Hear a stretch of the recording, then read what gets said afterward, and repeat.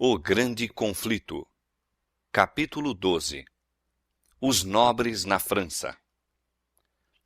O protesto de Espira e a confissão de Augsburgo, que assinalaram a vitória da reforma na Alemanha, foram seguidos de anos de conflitos e trevas.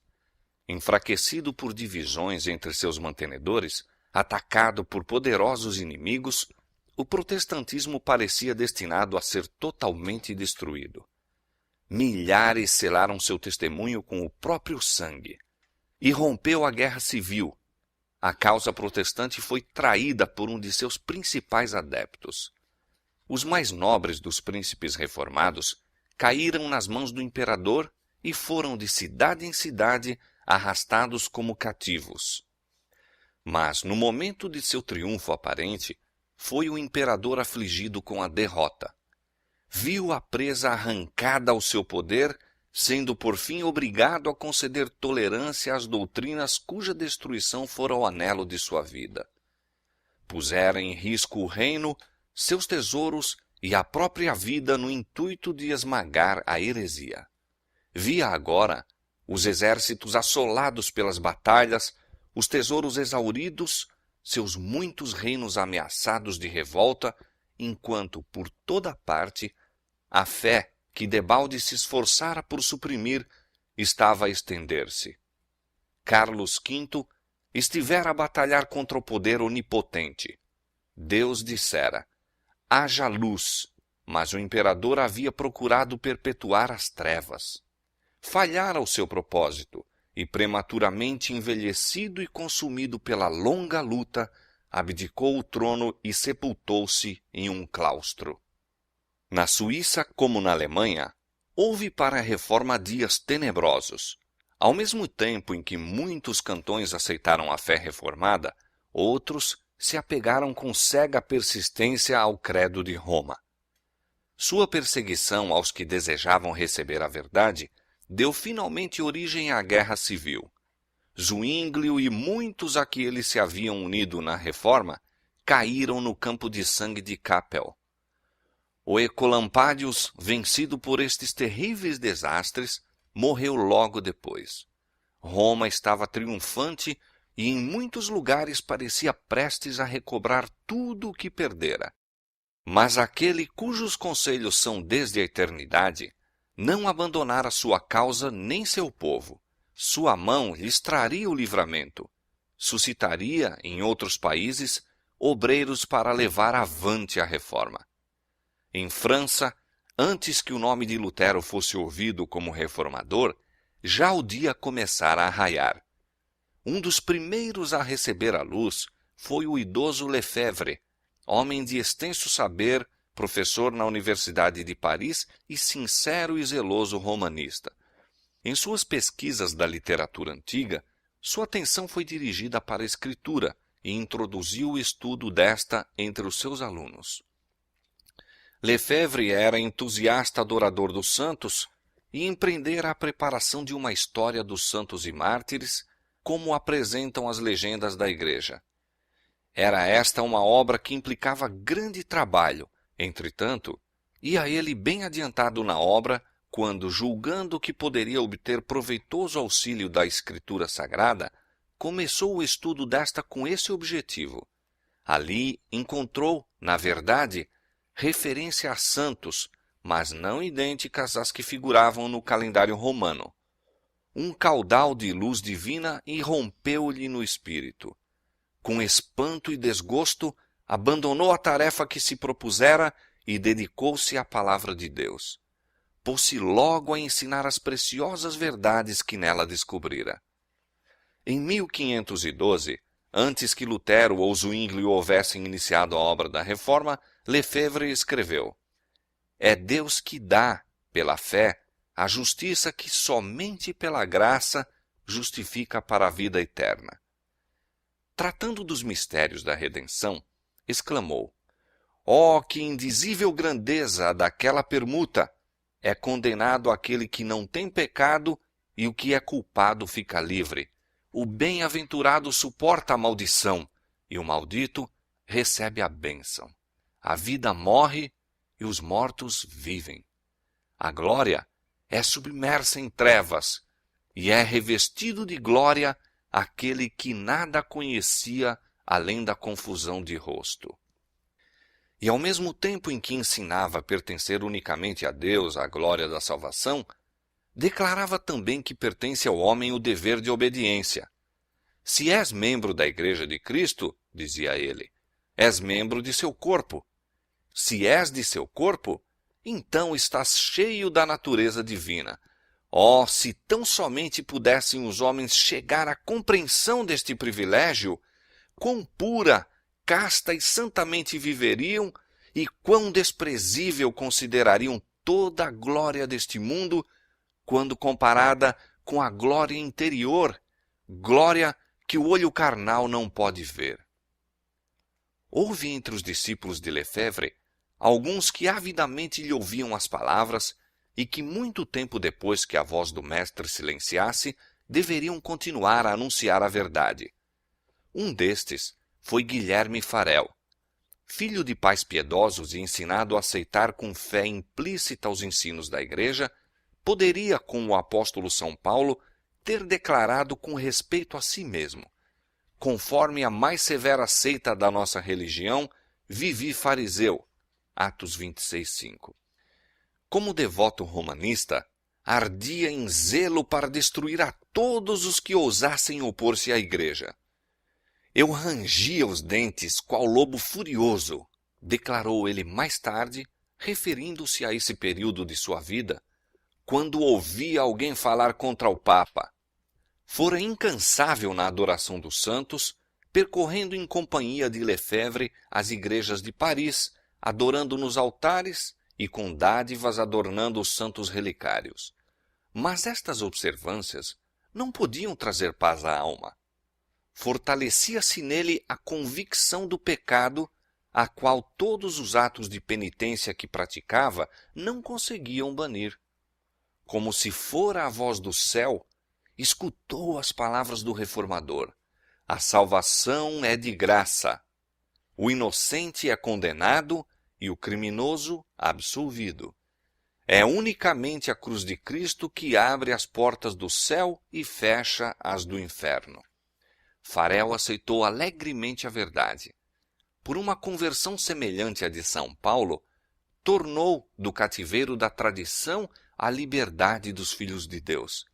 Em vez de ter o coração assassino de um lobo devorador, voltou tranquilamente, qual cordeiro manso e inofensivo, tendo o coração de todo desviado do Papa e entregue a Jesus Cristo. Enquanto Lefebvre continuava a propagar a luz entre seus discípulos, Farel, tão zeloso na causa de Cristo como fora na do Papa, saiu para anunciar a verdade em público. Um dignitário da igreja, o bispo de Meaux, logo depois a ele se uniu. Outros ensinadores notáveis por sua habilidade e saber, uniram-se à proclamação do Evangelho, conquistando adeptos entre todas as classes, desde os lares dos artífices e camponeses até o palácio real. A irmã de Francisco I, o monarca reinante de então, aceitou a fé reformada. O próprio rei e a rainha-mãe pareceram por algum tempo considerá-la com benevolência, e com grandes esperanças os reformadores aguardaram o futuro em que a França seria ganha para o Evangelho. Suas esperanças, porém, não deveriam realizar-se. Provações e perseguições estavam reservadas aos discípulos de Cristo. Isto, entretanto, foi misericordiosamente velado a seus olhos.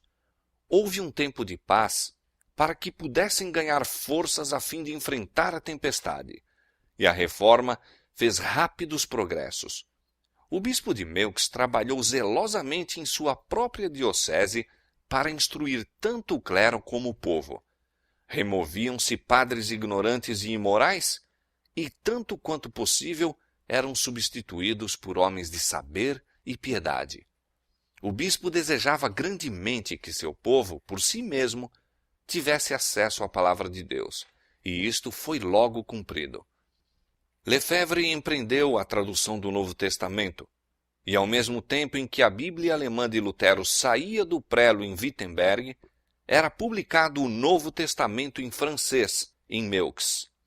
O bispo não poupou esforços ou gastos a fim de disseminá-la em suas paróquias, e breve os camponeses de Meaux estavam de posse das Santas Escrituras. Assim, como os viajantes que perecem à sede acolhem com alegria uma fonte de água viva, assim receberam aquelas almas a mensagem do céu.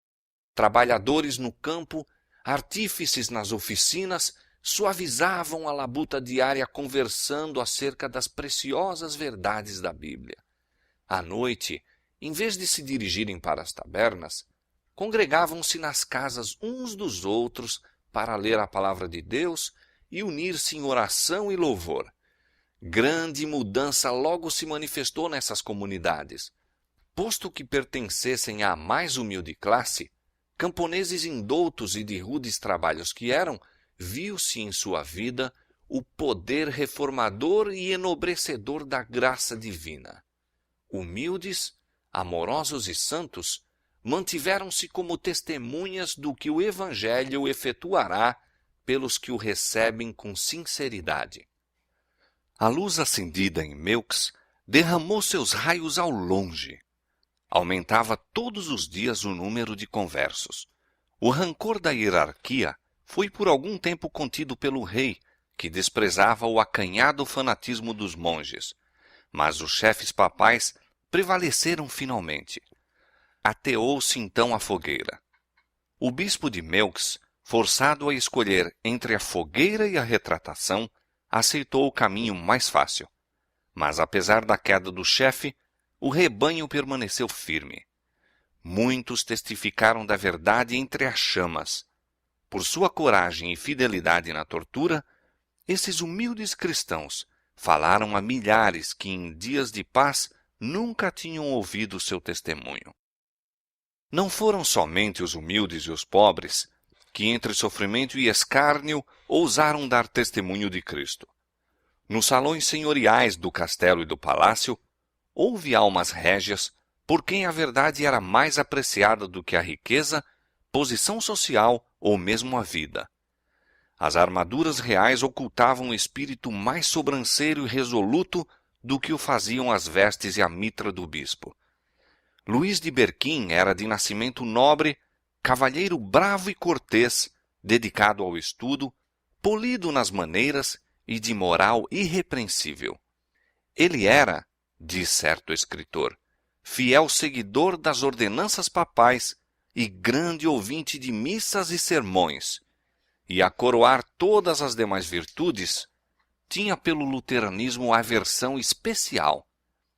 Mas, semelhante a tantos outros, guiado providencialmente à Escritura, maravilhou-se de encontrar ali não as doutrinas de Roma, mas as de Lutero. Desde então, se entregou com devotamento completo à causa do Evangelho. Como o mais douto dos nobres da França, seu gênio e eloquência, sua coragem indomável e heróico zelo, assim como sua influência na corte, pois era favorito do rei, faziam com que fosse considerado por muitos como destinado a ser o reformador de seu país. Disse Beza: Berquim teria sido um segundo Lutero, caso houvesse encontrado em Francisco I um segundo eleitor. É pior do que Lutero, exclamavam os romanistas. Mais temido era ele, na verdade, pelos romanistas da França. Arrojaram-no à prisão como herege, mas foi posto em liberdade pelo rei. Durante anos manteve a luta. Francisco, claudicando entre Roma e a Reforma, alternadamente tolerava e restringia o zelo feroz dos monges. Berquim foi 3 vezes preso pelas autoridades papais, apenas para ser liberto pelo monarca, que, admirando-lhe o gênio e nobreza de caráter, recusou sacrificá-lo à maldade do clero. Foi Berquim repetidas vezes avisado do perigo que o ameaçava na França, e com ele instou-se para que seguisse os passos dos que haviam encontrado segurança no exílio voluntário. O tímido Erasmo, subserviente às circunstâncias de seu tempo e a quem, com todo o esplendor de sua erudição, faltava aquela grandeza moral que mantém a vida e a honra a serviço da verdade, escreveu a Berquim: pede para seres enviado como embaixadora a algum país estrangeiro. Vai viajar na Alemanha. Conheces Beda e outros como ele. É um monstro de 1000 cabeças, lançando veneno por todos os lados. Teus inimigos se contam por legiões. Fosse a tua causa melhor do que a de Jesus Cristo, e não te deixariam ir antes de te haverem miseravelmente destruído. Não confies na proteção do rei. Seja como for, não me comprometas com a faculdade de teologia. Mas, intensificando-se os perigos, o zelo de Berquim apenas se tornou mais forte. Assim, longe de adotar o expediente egoísta sugerido por Erasmo, decidiu-se a medidas ainda mais ousadas. Não somente permaneceria na defesa da verdade, mas atacaria o erro. A acusação de heresia que os romanistas estavam procurando firmar contra ele, volvê-la-ia contra eles próprios. Os mais ativos e cruéis de seus oponentes eram os ilustrados doutores e monges do departamento teológico da grande Universidade de Paris, uma das mais elevadas autoridades eclesiásticas tanto da cidade como da nação. Dos escritos desses doutores, Berquim tirou 12 proposições que publicamente declarou em oposição à Bíblia e heréticas, e apelou para o rei no sentido de agir como juiz na controvérsia. Não repugnando ao monarca por em contraste a força e agudeza dos campeões rivais, e contente com a oportunidade de humilhar o orgulho dos altivos monges, mandou aos romanistas que defendessem sua causa pela escritura sagrada. Esta arma, bem o sabiam, pouco lhes adiantaria. A prisão, a tortura e a fogueira eram as armas que melhor sabiam manejar. Agora, a situação estava invertida, e viam-se prestes a cair no fosso em que haviam esperado submergir Berquim. Perplexos, procuravam em torno um meio de escape. Exatamente por este tempo, uma imagem da Virgem apareceu mutilada na esquina de uma das ruas. Houve grande agitação na cidade. Multidões de pessoas se ajuntaram no local com expressões de lamento e indignação. O rei também ficou profundamente abalado. Ali estava uma circunstância de que os monges se poderiam valer e apressaram-se em aproveitar-se dela. São estes os frutos das doutrinas de Berquim, exclamavam. Tudo está a ponto de ser subvertido. Religião, leis, o próprio trono, por essa conspiração luterana. De novo foi preso Berquim. O rei saiu de Paris e os monges ficaram assim livres para agir à vontade. O reformador foi julgado e condenado à morte, e receosos de que Francisco mesmo então se interpusesse para salvá-lo, a sentença foi executada no próprio dia em que fora pronunciada. Ao meio-dia, Berquim foi conduzido ao lugar fatal.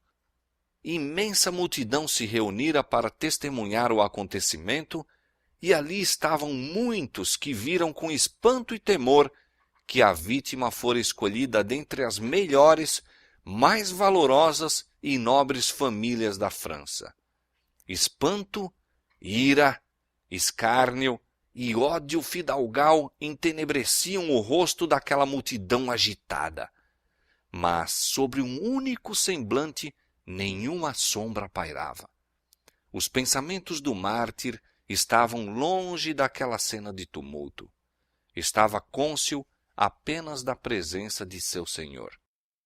O hediondo carro enlameado em que ia, o rosto carregado de seus perseguidores, a morte terrível para a qual caminhava, não os tomava ele em consideração.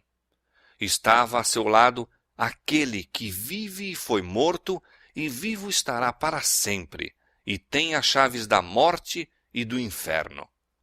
O semblante de Berquim estava radiante como a luz e paz do céu. Vestira trajes festivos, usando uma capa de veludo, um gibão de cetim e damasco e meias douradas. Ele estava para testificar de sua fé na presença do Rei dos Reis e do universo que assistia à cena, e nenhum sinal de lamento lhe devia empanar a alegria. Enquanto o cortejo se movia vagarosamente através das ruas regurgitantes de povo, este notava com admiração a imperturbável paz, o alegre triunfo que trazia no olhar e porte. Ele está, diziam, como alguém que se senta num templo e medita sobre coisas santas. Junto à fogueira, Berquim esforçou-se por dirigir algumas palavras ao povo, mas os monges, temendo o resultado, começaram a gritar, e os soldados a chocar suas armas, e o rumor abafou a voz do mártir. Assim, em 1529, a mais alta autoridade literária e eclesiástica da culta Paris deu à populaça de 1793 o indigno exemplo de sufocar na forca as palavras sagradas do moribundo.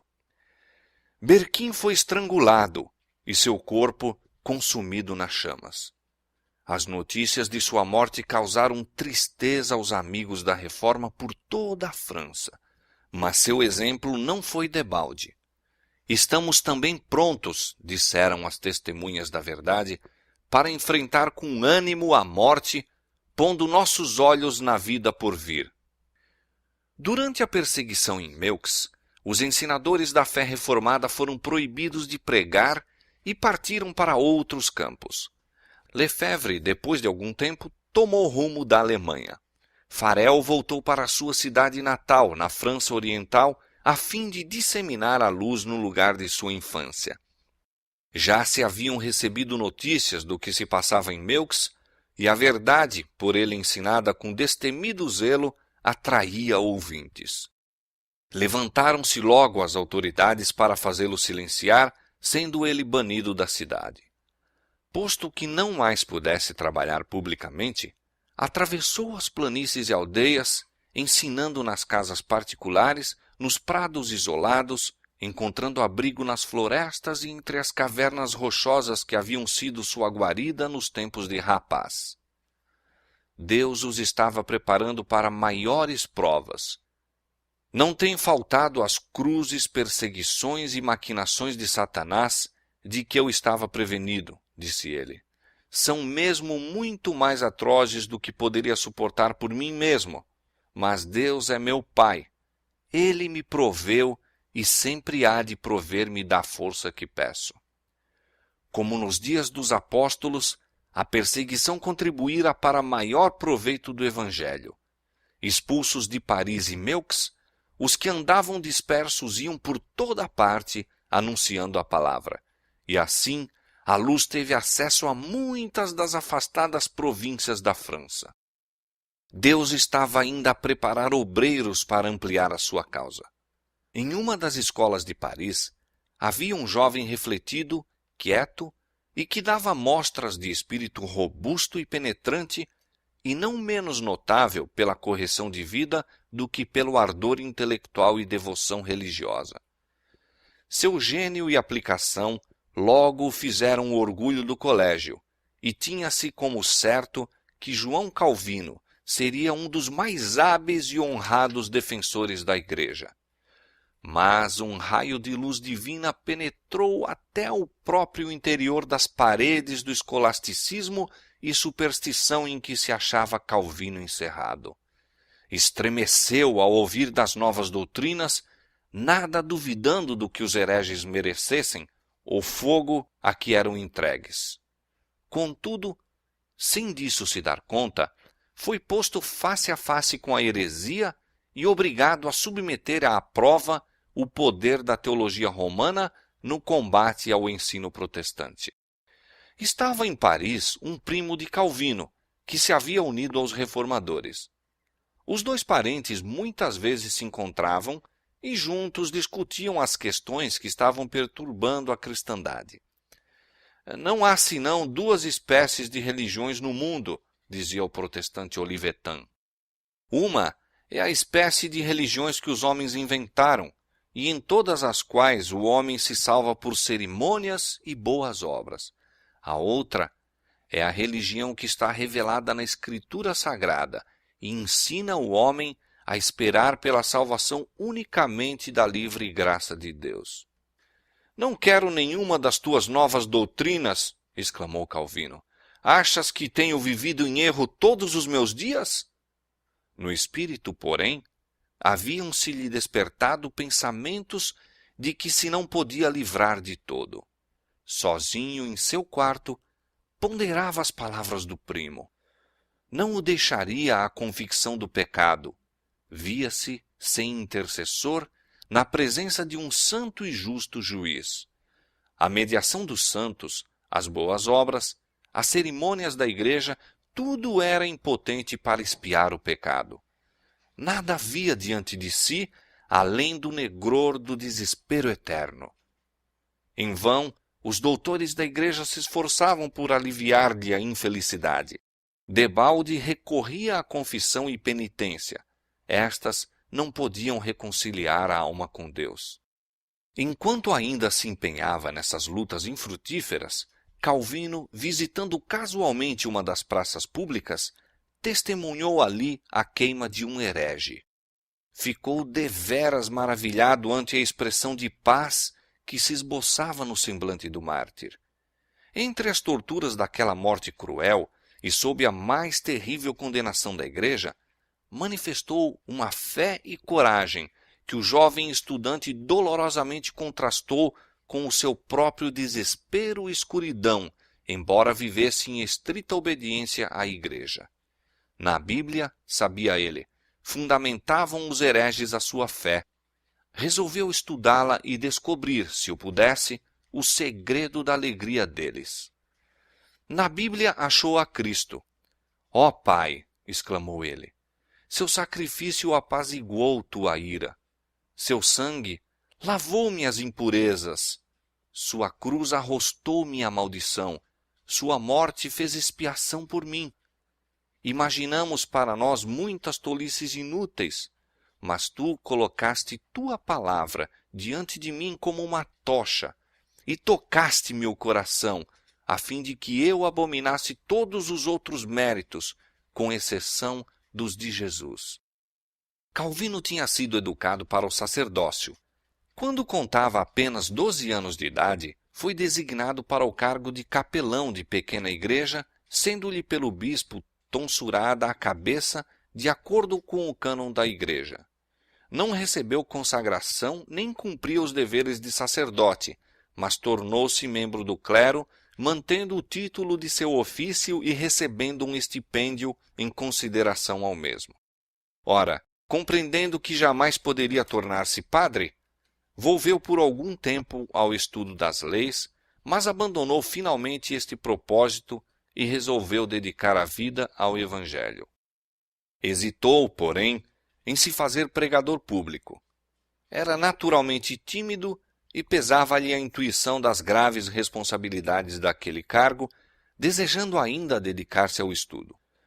Os ardorosos rogos de seus amigos, entretanto, alcançaram finalmente o seu consentimento.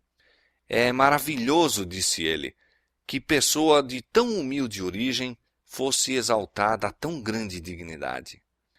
Calmamente deu Calvino início à sua obra, e suas palavras foram como o orvalho que caía para refrigerar a terra. Deixara Paris, e então se encontrava numa cidade provinciana sob a proteção da princesa Margarida, que, amando o Evangelho, estendia seu amparo aos discípulos do mesmo. Calvino era ainda jovem, de porte gentil e despretensioso. Começou o trabalho nos lares do povo. Rodeado dos membros da família, lia a Escritura e desvendava as verdades da salvação. Os que ouviam a mensagem levavam as boas novas a outros, e logo o ensinador passou para além da cidade, às vilas e aldeias adjacentes. Encontrava ingresso tanto no castelo como na cabana, e ia avante, lançando o fundamento de igrejas que deveriam dar corajoso testemunho da verdade. Decorridos alguns meses, achou-se de novo em Paris. Havia desusada agitação nas rodas dos homens ilustrados e eruditos.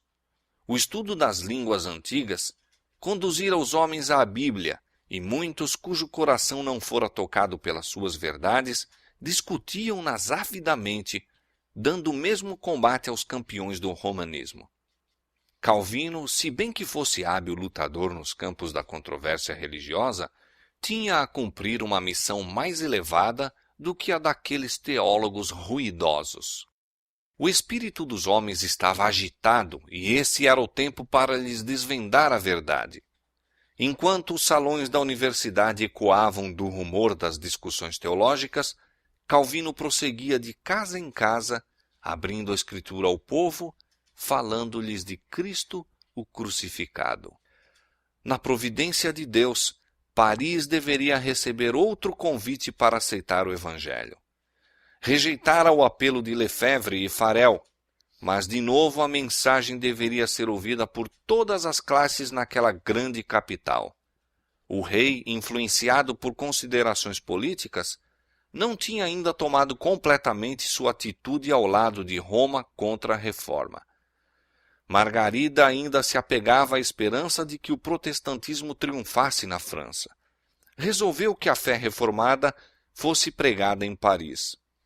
Durante a ausência do rei, ordenou a um ministro protestante que pregasse nas igrejas da cidade. Sendo isto proibido pelos dignitários papais, a princesa abriu as portas do palácio. Um de seus compartimentos foi improvisado em capela e anunciou-se que diariamente, em hora determinada, seria pregado um sermão, sendo o povo de todas as classes e condições convidado a comparecer. Multidões congregavam-se para assistir ao serviço religioso. Não somente a capela, mas as antecâmaras e vestíbulos regurgitavam. Milhares se reuniam todos os dias, nobres, estadistas, advogados, negociantes e artífices. O rei, em vez de proibir essas assembleias, ordenou que 2 das igrejas de Paris fossem abertas. Nunca dantes fora a cidade tão comovida pela palavra de Deus. O espírito de vida proveniente do céu parecia estar bafejando o povo. Temperança, pureza, ordem e indústria estavam a tomar o lugar da embriaguez, libertinagem, contenda e ociosidade. A hierarquia, porém, não estava ociosa. O rei ainda se recusava a intervir no sentido de sustar a pregação, e aquela se volveu para a populaça. Não se poupavam meios para excitar os temores, preconceitos e fanatismo das multidões ignorantes e supersticiosas. Entregando-se cegamente a seus falsos ensinadores, Paris, como Jerusalém na antiguidade, não conheceu a paz. Durante 2 anos, a palavra de Deus foi pregada na capital. Mas, ao mesmo tempo em que havia muitos que aceitavam o Evangelho, a maioria das pessoas o rejeitavam. Francisco dera mostra de tolerância meramente para servir a seus próprios propósitos e os romanistas conseguiram readquirir a ascendência. De novo se fecharam as igrejas e ateou-se a fogueira. Calvino ainda estava em Paris, preparando-se pelo estudo, meditação e oração para os seus futuros labores e continuando a disseminar a luz. Finalmente, porém, firmou-se contra ele a suspeita. As autoridades resolveram levá-lo às chamas. Considerando-se seguro em sua reclusão, não tinha ideia do perigo quando amigos vieram precipitadamente a seu quarto com as notícias de que oficiais estavam a caminho para prendê-lo. Naquele instante ouviu-se uma forte pancada na porta exterior. Não havia um momento a perder. Alguns amigos detiveram os oficiais à porta enquanto outros ajudavam o reformador a descer por uma janela. E rapidamente saiu para os extremos da cidade. Encontrando abrigo na cabana de um trabalhador amigo da reforma, disfarçou-se nos trajes de seu hospedeiro e, levando ao ombro uma enxada, partiu em sua jornada. Viajando para o sul, encontrou novamente refúgio nos domínios de Margarida. Ali, por alguns meses, permaneceu em segurança sob a proteção de poderosos amigos e como dantes empenhado no estudo. Mas seu coração estava determinado a fazer a evangelização da França, e ele não poderia ficar por muito tempo inativo. Logo que a tempestade amainou um pouco, procurou um novo campo de trabalho em Poitiers, onde havia uma universidade e onde as novas opiniões alcançavam aceitação. Pessoas de todas as classes ouviam alegremente o Evangelho. Não havia pregação pública, mas na casa do magistrado principal, em seus próprios cômodos e algumas vezes num jardim público, Calvino desvendava as palavras de vida eterna aos que as desejavam ouvir. Depois de algum tempo, aumentando o número dos ouvintes, foi considerado mais seguro reunirem-se fora da cidade. Uma caverna ao lado de uma garganta profunda e estreita, onde árvores e pedras salientes tornavam a reclusão ainda mais completa, fora escolhida como local para as reuniões. Pequenos grupos que deixavam a cidade por estradas diferentes dirigiam-se para ali. Neste ponto isolado, a Escritura era lida e explicada. Ali, pela primeira vez, foi pelos protestantes da França celebrada a Ceia do Senhor. Dessa pequena igreja foram enviados vários fiéis evangelistas. Mais uma vez Calvino voltou a Paris. Mesmo então, não podia abandonar a esperança de que a França, como nação, aceitasse a reforma. Encontrou, porém, fechadas para o trabalho quase todas as portas. Ensinar o Evangelho era tomar o caminho direto para a fogueira e finalmente resolveu partir para a Alemanha. Apenas deixara a França quando irrompeu sobre os protestantes uma tempestade que certamente o teria envolvido na ruína geral caso houvesse ele permanecido. Os reformadores franceses, ansiosos por ver seu país acompanhar a Alemanha e a Suíça, decidiram-se a desferir contra a superstição de Roma um golpe audaz que despertaria a nação inteira. De conformidade com isto, em uma noite foram afixados por toda a França cartazes que atacavam a missa. Em vez de promover a reforma, este movimento zeloso, mas mal interpretado, acarretou ruína, não somente para seus propagadores, mas também para os amigos da fé reformada na França inteira.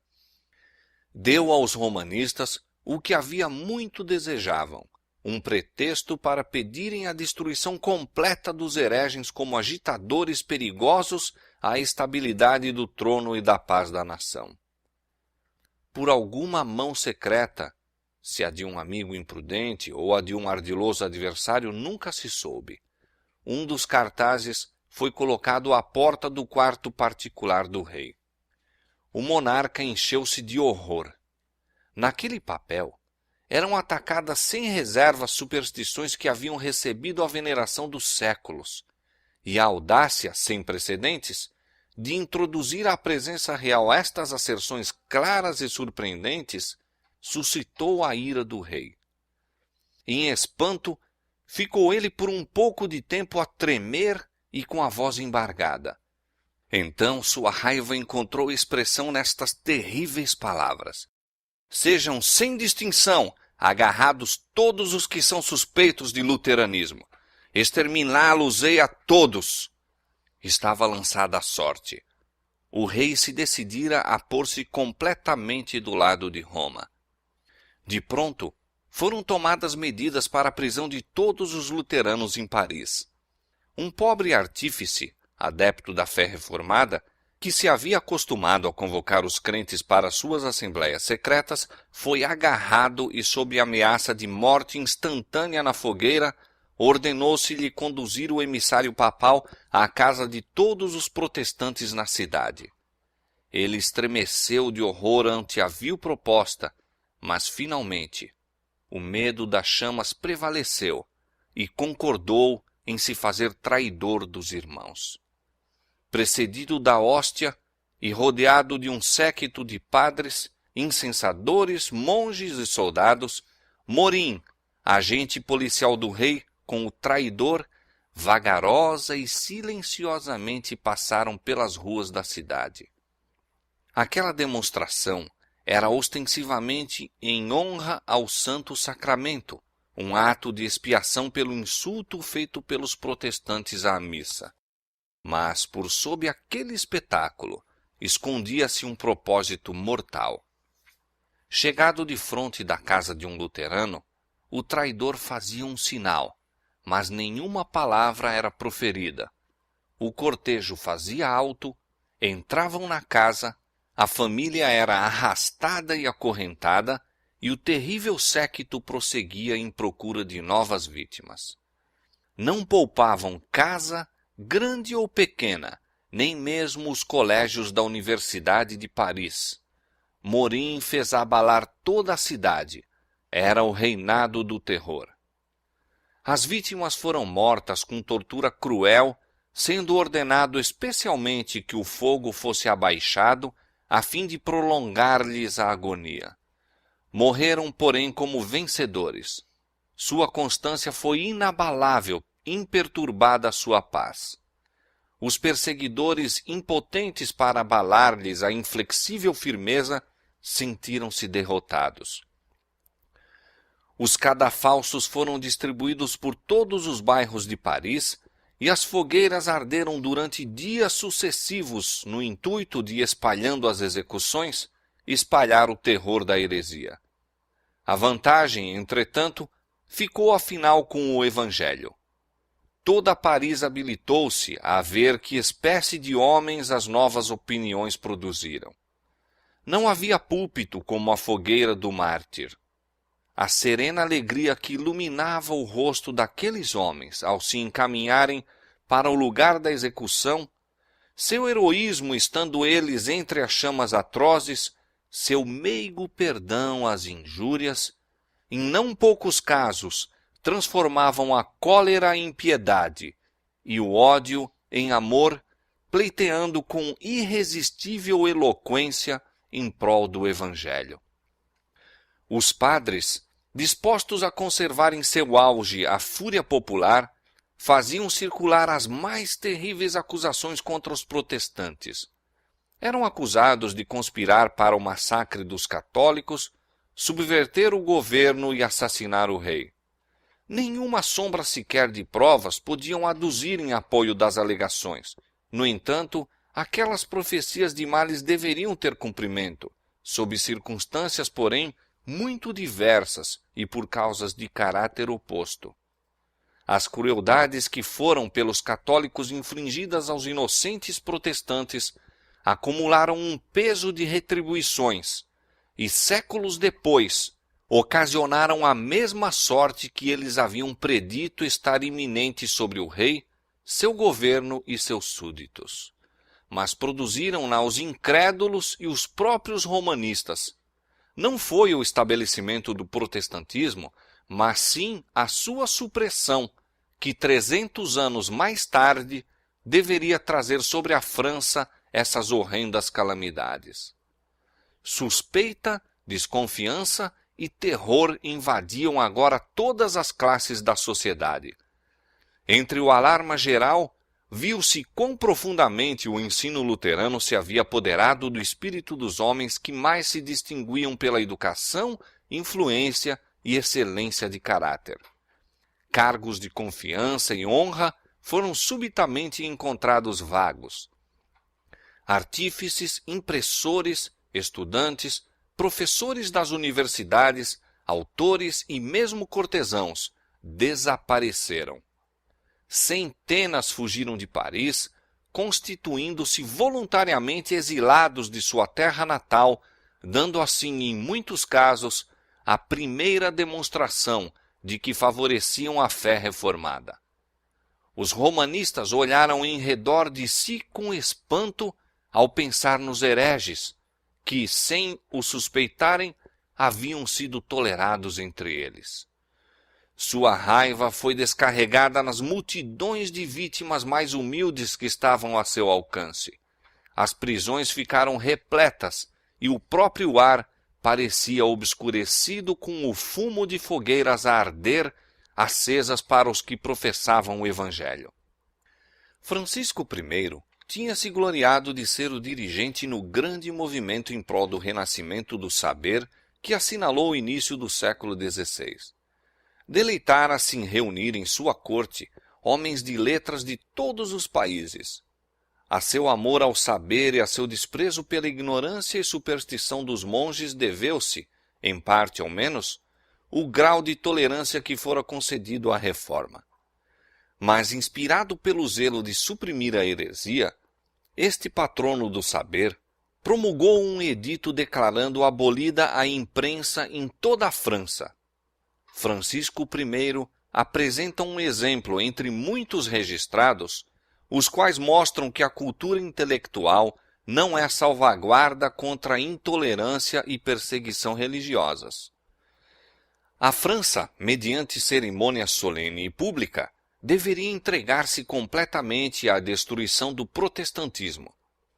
Os padres exigiram que a afronta feita aos altos céus, com a condenação da missa, fosse expiada com sangue e que o rei, em favor de seu povo, desse publicamente sua sanção à medonha obra. O dia 21 de janeiro de 1535 foi marcado para a terrível cerimônia. Haviam sido suscitados os supersticiosos temores e ódio fanático da nação inteira. Paris estava repleta de multidões que de todos os territórios circunjacentes enchiam suas ruas. Deveria iniciar-se o dia por meio de uma vasta e imponente procissão. Das casas ao longo do itinerário pendiam panos de luto e erguiam-se altares a intervalos. Diante de cada porta havia uma tocha acesa em honra ao Santo Sacramento. Antes de raiar o dia, formou-se a procissão no Palácio do Rei. Primeiramente vinham as bandeiras e cruzes das várias paróquias. A seguir apareciam os cidadãos, caminhando 2 a 2 e levando tochas. Vinham então as 4 ordens de frades, cada qual em seus trajes peculiares. Seguia a vasta coleção de famosas relíquias. Após, cavalgavam senhorilmente eclesiásticos em suas vestes de púrpura e escarlate e com adornos de joias, uma exibição magnífica e resplandecente. A hóstia era levada pelo bispo de Paris sob magnificente pálio, carregado por 4 príncipes de sangue. Em seguida à hóstia caminhava o rei. Francisco I, naquele dia, não levava coroa nem vestes de estado. Com a cabeça descoberta, olhos fixos no chão, na mão um círio aceso, o rei da França aparecia em caráter de penitente. Em cada altar, ele se curvava em humilhação, não pelos vícios que lhe aviltavam a alma, nem pelo sangue inocente que lhe manchava as mãos, mas pelo pecado mortal de seus súditos que tinham ousado condenar a missa. Seguindo-se a ele, vinham a rainha e os dignitários do Estado, caminhando também 2 a 2, cada um com uma tocha acesa. Como parte das cerimônias do dia, o próprio monarca discursou aos altos oficiais do reino no grande salão do palácio do bispo. Com semblante triste apareceu perante eles e com palavras de eloquência comovedora deplorou o crime, a blasfêmia, o tempo de tristeza e desgraça que sobrevieram à nação. E apelou para todo súdito leal a que auxiliasse na extirpação da pestilente heresia que ameaçava de ruína a França. Tão verdadeiramente, senhores, como eu sou o vosso rei, disse ele, se eu soubesse estar um dos meus próprios membros manchado ou infectado com esta detestável podridão, eu o daria para que vós o cortasseis, e demais, se visse um de meus filhos contaminado por ela, não o pouparia. Eu mesmo o entregaria e sacrificaria a Deus. As lágrimas abafaram-lhe as palavras, e toda a assembleia chorou, exclamando em uníssono: Viveremos e morreremos pela religião católica. Terríveis se tornaram as trevas da nação que rejeitara a luz da verdade. A graça que traz a salvação havia aparecido, mas a França, depois de lhe contemplar o poder e santidade, depois de milhares terem sido atraídos por sua divina beleza, depois de cidades e aldeias terem sido iluminadas por seu fulgor, desviou-se, preferindo as trevas à luz. Haviam repudiado o dom celestial quando este lhes foi oferecido. Tinham chamado ao mal bem e ao bem mal, até serem vítimas voluntárias do próprio engano. Agora, ainda que efetivamente crescem que perseguindo ao povo de Deus estavam fazendo a obra divina, sua sinceridade não os inocentava. A luz que os teria salvo do engano, da mancha de sua alma pelo crime de sangue, haviam-na voluntariamente rejeitado. Um juramento solene para extirpar a heresia foi feito na grande catedral onde, quase 3 séculos mais tarde, a deusa da razão deveria ser entronizada por uma nação que se tinha esquecido do Deus vivo. Novamente se formou a procissão e os representantes da França apresentaram-se a iniciar a obra que haviam jurado fazer. A pequenas distâncias haviam-se erguido cadafalsos, nos quais certos cristãos protestantes deveriam ser queimados vivos, e arranjaram para que as fogueiras fossem acesas no momento em que o rei se aproximasse e a procissão fizesse alto para testemunhar a execução. As minúcias das torturas suportadas por aquelas testemunhas de Cristo são demasiado dilacerantes para serem descritas. Não houve, porém, vacilação por parte das vítimas. Exigindo-se-lhe retratar-se, um respondeu: creio unicamente no que os profetas e apóstolos anteriores pregaram, e no que creu toda a multidão dos santos. Minha fé tem uma confiança em Deus que resistirá a todos os poderes do inferno. Repetidas vezes a procissão fazia alto nos lugares de tortura. Atingindo seu ponto de partida, no Palácio Real, a multidão dispersou-se, e o rei e os prelados retiraram-se, satisfeitos com as realizações do dia e exprimindo o desejo de que a obra, ora iniciada, continuasse até a completa destruição da heresia. O evangelho da paz que a França rejeitara havia de ser efetivamente desarraigado e terríveis seriam os resultados.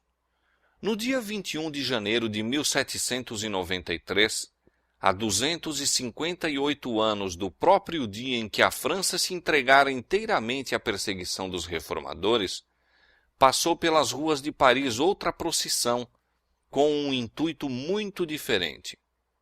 De novo, era o rei a figura principal. Novamente havia tumultos e aclamações. Repetiu-se o clamor pedindo mais vítimas, reergueram-se negros cadafalsos e, de novo, encerraram-se as cenas do dia com horríveis execuções.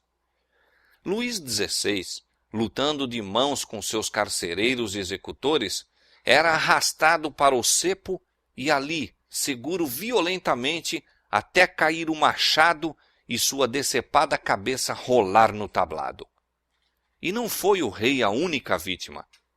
Perto do mesmo local, 2.800 seres humanos pereceram pela guilhotina durante os sanguinários dias do reinado do terror.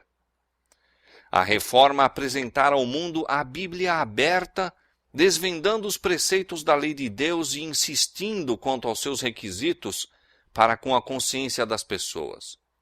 O amor infinito manifestara aos homens os estatutos e princípios do céu. Deus dissera: guardai-os, pois, e fazei-os, porque esta será a vossa sabedoria e o vosso entendimento perante os olhos dos povos, que ouvirão todos estes estatutos e dirão: este grande povo só é gente sábia e entendida. Deuteronômio capítulo 4, verso 6. Quando a França rejeitou a dádiva do céu, lançou as sementes da anarquia e ruína, e a inevitável operação de causa e efeito resultou na Revolução e no reinado do terror.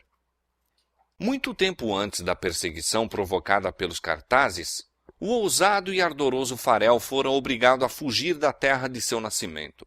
Seguiu para a Suíça e, mediante seus labores, secundando a obra de Zwinglio, auxiliou a fazer pender a balança a favor da reforma.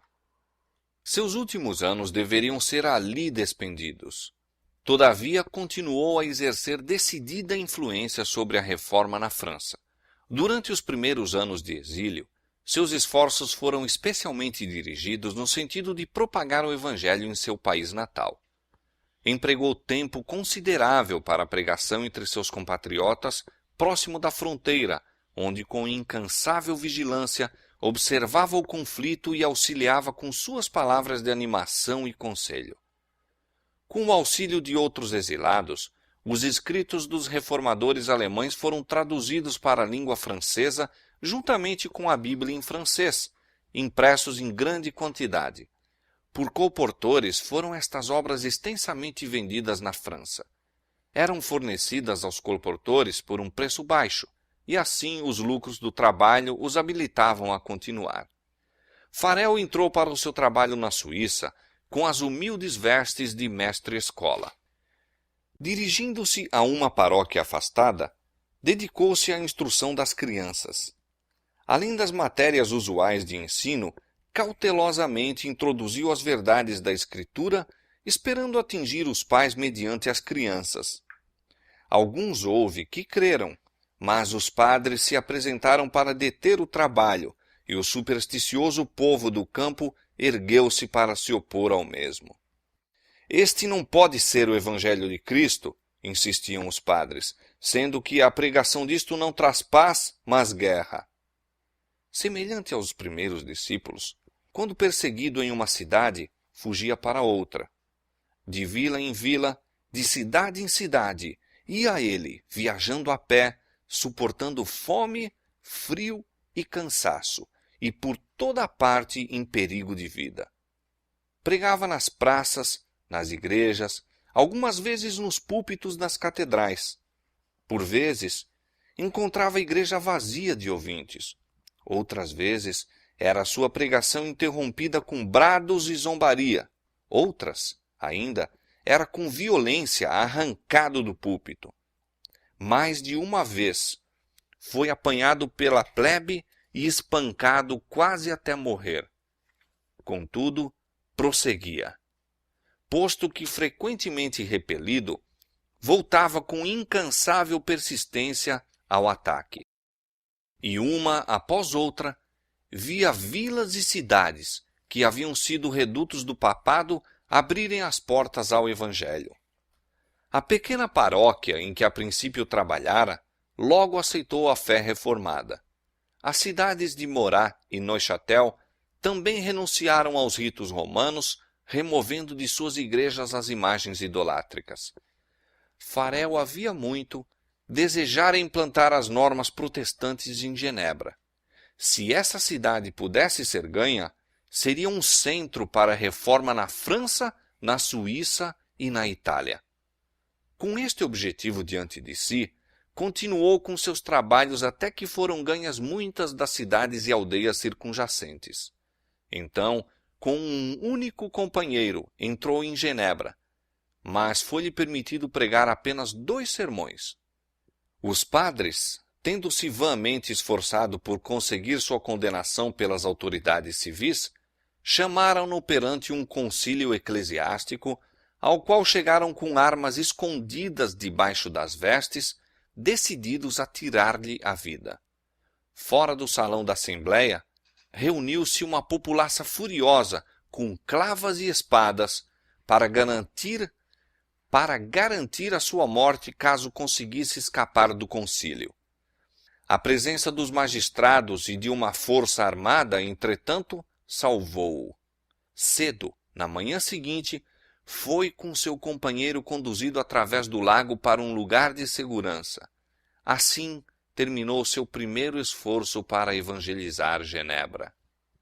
Para a próxima prova foi escolhido um instrumento mais humilde, um jovem tão modesto na aparência que foi tratado friamente mesmo pelos professos amigos da Reforma. Mas que poderia ele fazer onde Farel havia sido rejeitado?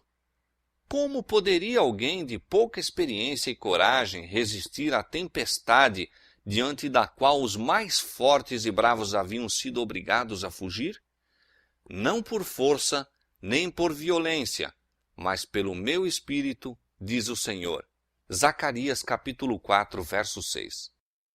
Deus escolheu as coisas fracas deste mundo para confundir as fortes, porque a loucura de Deus é mais sábia do que os homens, e a fraqueza de Deus é mais forte do que os homens. Froment iniciou seu trabalho como mestre-escola. As verdades que na escola ensinava às crianças, estas repetiam em casa. Logo, os pais foram ouvir a explicação da Bíblia até que a sala de aulas se encheu de atentos ouvintes. Novos testamentos e folhetos foram livremente distribuídos e atingiram a muitos que não ousavam ir abertamente ouvir as novas doutrinas. Depois de algum tempo, este obreiro foi também obrigado a fugir. Mas as verdades que ensinara tinham tomado posse do espírito das pessoas. A reforma foi implantada e continuou a se fortalecer e estabelecer-se. Os pregadores voltaram e, mediante seus trabalhos, o culto protestante foi finalmente estabelecido em Genebra. A cidade já se havia declarado pela reforma quando Calvino, depois de vagueações e vicissitudes várias, entrou por suas portas. Voltando de sua última visita à terra natal, estava a caminho de Basileia, quando, encontrando a estrada direta ocupada pelos exércitos de Carlos V, foi obrigado a tomar um desvio por Genebra. Nessa visita, Farel reconheceu a mão de Deus. Posto que Genebra houvesse aceitado a fé reformada, precisava ainda ser ali efetuada uma grande obra. Não é em grupos, mas como indivíduos que os homens se convertem a Deus. A obra de regeneração deve ser realizada no coração e consciência pelo poder do Espírito Santo e não pelos decretos dos concílios. Ao passo que o povo de Genebra repelia a autoridade de Roma, não se mostrava tão pronto para renunciar aos vícios que haviam florescido sob o seu domínio. Estabelecer ali os puros princípios do Evangelho e preparar esse povo para preencher dignamente a posição a que a providência parecia chamá-los não era fácil tarefa. Farel confiava em que houvesse encontrado em Calvino a pessoa que o pudesse assistir naquela obra. Em nome de Deus, conjurou solenemente o jovem evangelista a que ficasse e ali trabalhasse. Calvino recuou, alarmado. Tímido e amante da paz, arreceava-se do contato com o espírito ousado, independente e mesmo violento daquele filho de Genebra. Sua debilidade de saúde, juntamente com seus hábitos de estudo, levaram-no a procurar o retiro. Crendo que pela pena melhor poderia servir à causa da reforma, desejou encontrar um silencioso retiro para o estudo e ali, pela imprensa, instruir e edificar as igrejas. A exortação solene de Farel veio-lhe, porém, como um chamado do céu e não ousou recusar-se. Parecia-lhe, disse ele, que a mão de Deus estivesse estendida do céu, tomando-o e fixando-o irrevogavelmente no lugar que ele estava tão impaciente por deixar. Por aquele tempo, grandes perigos cercavam a causa protestante. Os anátemas do Papa trovejavam contra Genebra e poderosas nações ameaçavam-na de destruição. Como poderia esta pequena cidade resistir à potente hierarquia que tantas vezes obrigara reis e imperadores à submissão? Como poderia ela enfrentar os exércitos dos grandes vencedores do mundo? Em toda a cristandade, o protestantismo estava ameaçado por temíveis adversários.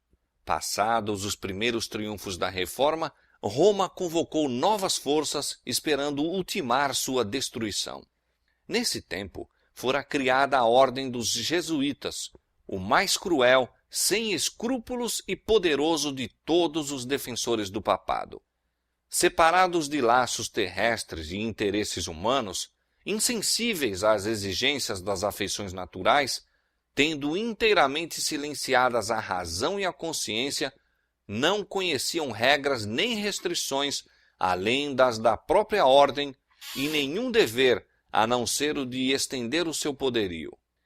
O Evangelho de Cristo havia habilitado seus adeptos a enfrentar o perigo e suportar sem desfalecer o sofrimento pelo frio, fome, labutas e pobreza, a fim de desfraldar a bandeira da verdade em face do instrumento de tortura, do calabouço e da fogueira.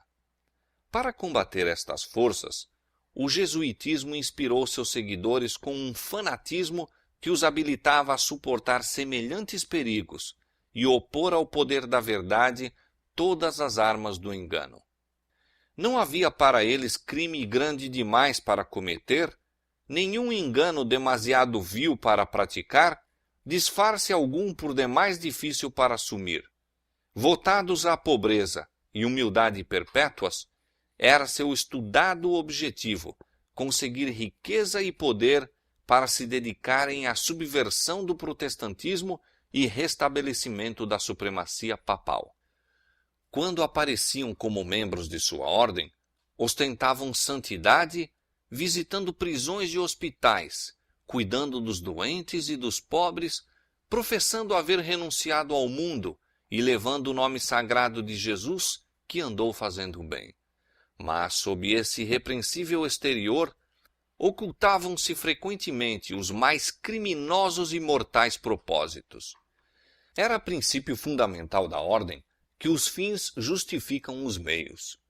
Por este código, a mentira, o roubo, o perjúrio, o assassínio não somente eram perdoáveis, mas recomendáveis quando serviam aos interesses da Igreja.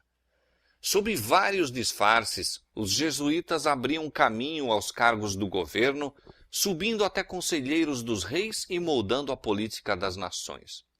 Tornavam-se servos para agirem como espias de seus senhores.